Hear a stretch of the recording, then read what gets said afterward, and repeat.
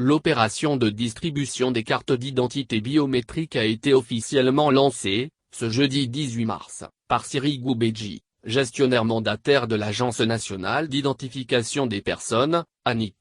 Moment historique pour le Bénin. L'Agence nationale d'identification des personnes, ANIP, ne désemplit pas. Difficile de se frayer un passage ce jeudi 18 mars pour rallier les locaux. Cette ambiance n'a jamais varié depuis le démarrage de l'opération d'identification des personnes à ce jour. Siri Goubeji, gestionnaire mandataire de l'ANIP et ses collaborateurs y travaillent d'arrache-pied depuis plusieurs mois. L'attente a été longue, mais elle en valait la peine. Les premiers demandeurs de la carte d'identité biométrique sont satisfaits. Je viens de retirer ma carte d'identité biométrique.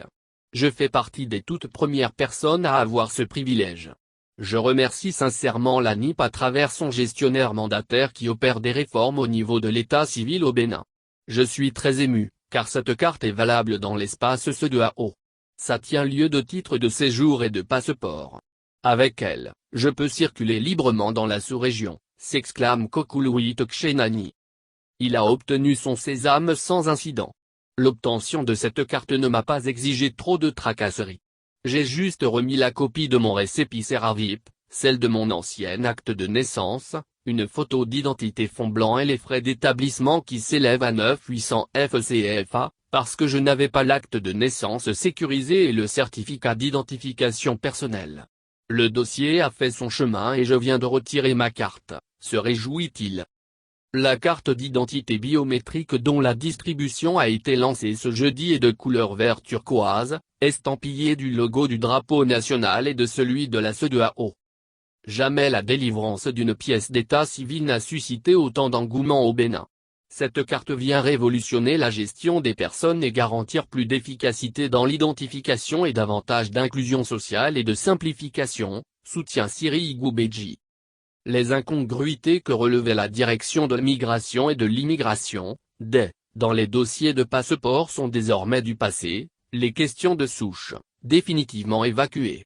Ghislaine Bokovo, représentante du directeur général de la décerne un satisfecit au personnel de l'ANIP, grâce aux actes sécurisés que délivre l'agence, les postulants rencontrent moins de difficultés lorsqu'ils se présentent au niveau de la Autrefois, nous avions tellement des cas de rejet de dossiers du fait que les actes ne répondaient pas aux normes.